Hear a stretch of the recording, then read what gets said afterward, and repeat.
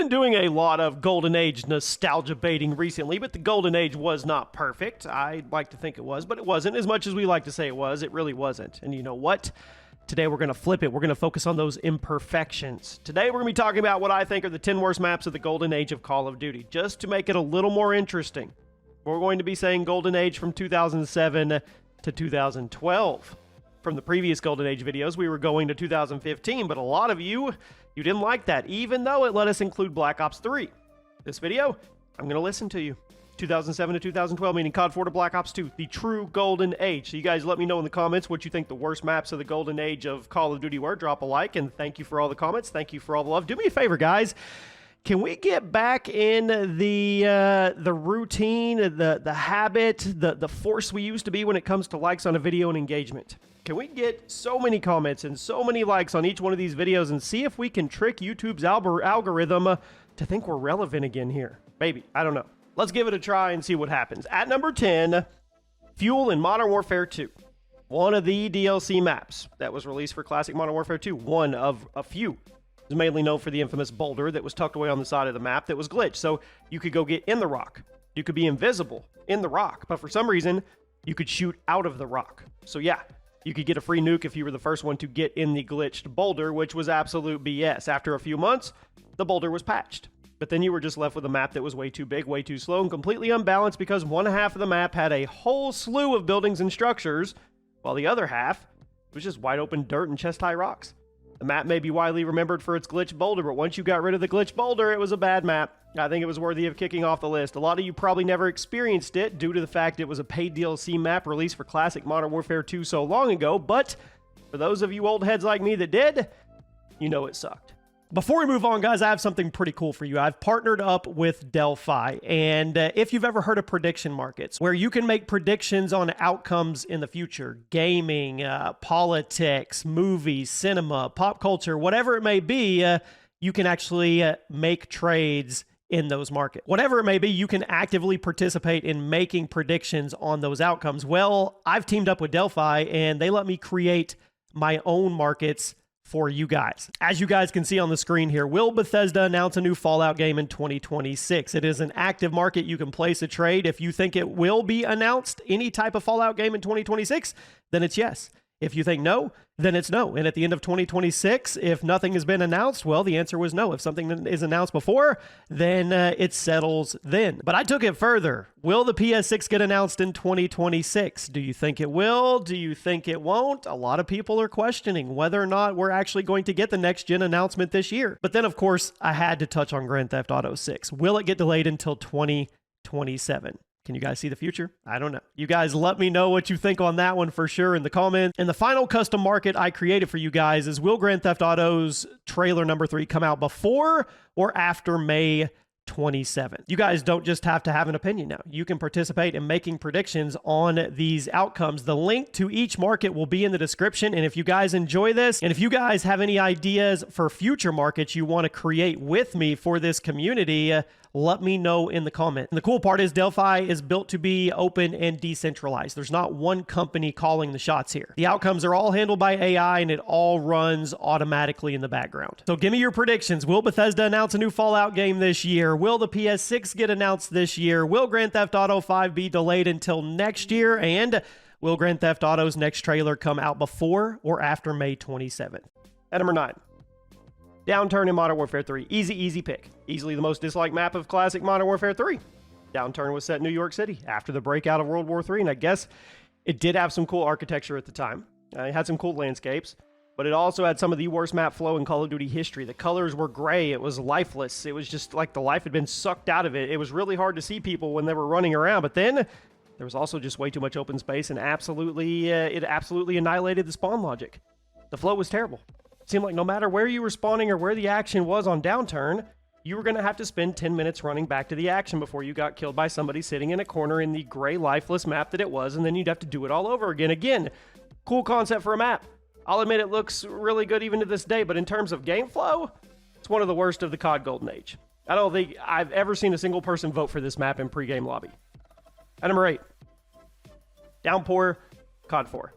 Speaking of gray, lifeless maps. I mean, for such an experimental game, I will say COD 4 had some good maps. Great maps. I mean, Infinity Ward had nothing to go off of here. No roadmap. So the fact that they made a bunch of all-time great maps is pretty cool. That being said, they also made some really all-time bad maps. Case in point, Downpour. This map took place at a farm in the middle of a rainstorm, so the visibility was really bad already, and there was a ton of noise that made it difficult to hear people coming, and your ears were kind of important here because you could barely see people if they were more than 10 feet in front of you. But aside from the bad visibility, the audio distractions, Downpour just wasn't a very good map. It wasn't. The random corners, unused space, bizarre power positions. Modern Warfare Remastered actually had a daytime variant of this map that was significantly better than the original, but it still wasn't great. Downpour, just not a very fun experience. I can confidently say it was one of the worst maps of the COD Golden Age. At number 7, Drone in Black Ops 2. Now, Black Ops 2, it had some of the best maps in Call of Duty history. Hijacked, Raid, Standoff, Slums. I could go on and on. The game was loaded with banger maps. That being said, there were some stinkers. Drone, it smelled. It was set at some kind of tech facility in the middle of the jungle. Pretty big map, wide open sniper lane in the middle of the map, and a ton of tight corridors on the sides of the map where people would just camp with riot shields and LSAT. So, yeah. You were either camping the middle of the lane with a sniper or camping the side lanes with something else annoying, and that sounds like a good way to experience Black Ops 2, right? I don't think so. And for the most part, people were in agreement that it was terrible.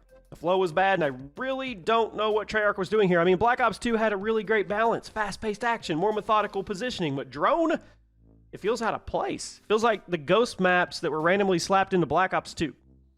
At number 6, Zoo, Black Ops 1. I'm still confused to this day as to why this map got a remake in Black Ops Cold War. It's not like anybody actually liked the map back in the day, I don't think. I mean, that is assuming you even played it back in the day, which I'm assuming most of you didn't because it was a paid DLC map in a game in 2010. Zoo had a really cool concept, had some neat visuals, but the flow was all over the place. Totally squandered the potential of this setting. I mean, I think we can all agree that playing COD in a zoo is pretty cool as an idea, but the layout? Inconsistent. Spawns, bad. Sightlines, inconsistent. Seemed very... just heavy, like every map was just a blowout because once a team took control of the middle of the map, there was no consistent way to take it back, and yet Treyarch insisted on bringing this map back in Black Ops Cold War for whatever reason. There's a lot of amazing maps that have never been remade, and Zoo gets love. Now we arrive at the top 5. Wasteland and Modern Warfare 2.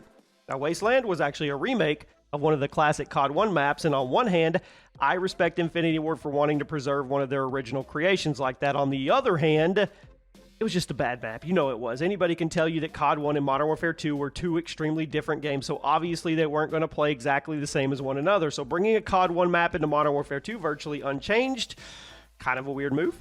I mean, it was an open map. Some of the longest sightlines in Call of Duty history for a 6v6 map, meaning the optimal strategy was to hunker down somewhere with a long-range weapon, pick off enemies as they walked into your field of view, and then once you got some kind of air support kill streak, it was game over. There was no overhead cover. There was, well, the center, I guess. I mean, but the Harrier strike, the chopper gunner, you were going to get a dozen kills at the very least, which usually would get you to the nuke. So, I mean, I guess Wasteland was fun in the sense that it was the easiest nuke map in COD history, but if you were anyone other than the person who got the nuke, it was a miserable experience. Yeah, one of the worst of the era.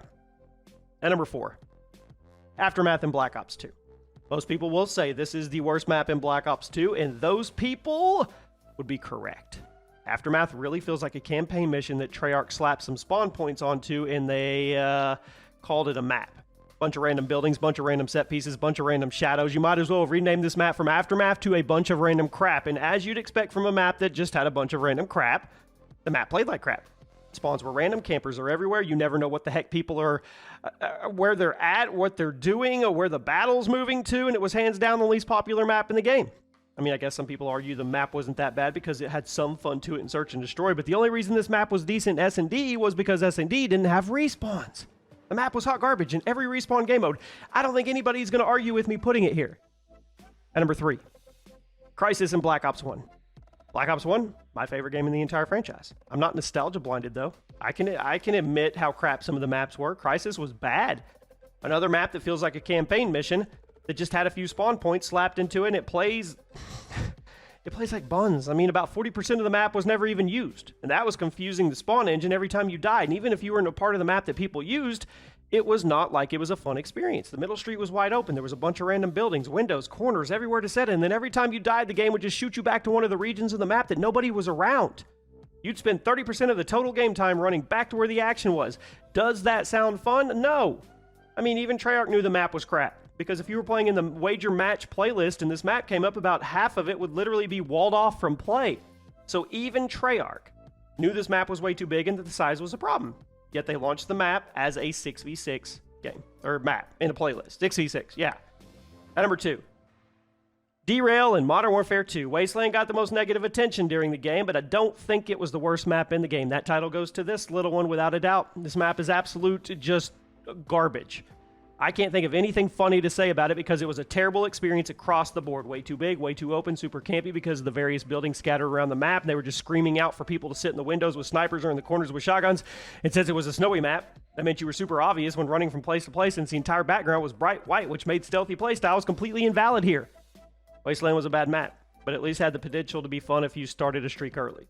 Derail was just a bad map all the way with no redeeming qualities, slow, unbalanced, and there was never any reason to actually play through the match. If I saw this map in the pregame lobby or the loading screen, I would back out. And you know what? I'm not ashamed of it. And I have a question. Somebody commented the other day, they said on the negative videos, like the worst map here, the dumbest, the hacked, I tend to catch up speed and catch a gear as we go through them toward the end, and I speed up a lot. Is that true?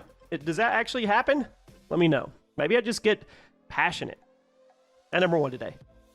Bloc, COD 4. I know, I went on a whole monologue earlier in the game about how COD 4's mistakes can be largely forgiven due to how new the gameplay was and how experimental the game was as a whole. Bloc was bad. I mean, set in an abandoned apartment complex. It was jam-packed, second-story windows, dark corners, heavy shadows, completely unbalanced spawn points that made it literally impossible for any kind of actual game flow to be established here. If you were playing Dom here, it was not uncommon for the B flag to remain neutral for the entire match. It was plopped right in an entirely unfair place, sitting smack dab in the middle of the courtyard and surrounded by a dozen second-story windows. But even if you were just playing team deathmatch or free-for-all, it was a mess. Everybody was camping. There was no flow. There was never any movement. Aggressive play was completely off the table, and the whole thing, it was a snooze fest. If you ask me, I think this is the single worst map of the COD Golden Age, from 2007 to 2012. You may say that's unfair because of how new everything was at the time, but I'll say that Infinity Ward really should have known better. Someone should have tested this map. They should have pointed out the wrongs, but nobody did. So the map launched with this game, and then we had to deal with it a second time in Modern Warfare Remastered. This map sucks. There you have it, my friends. Hope you have a fantastic day. I'll see you soon.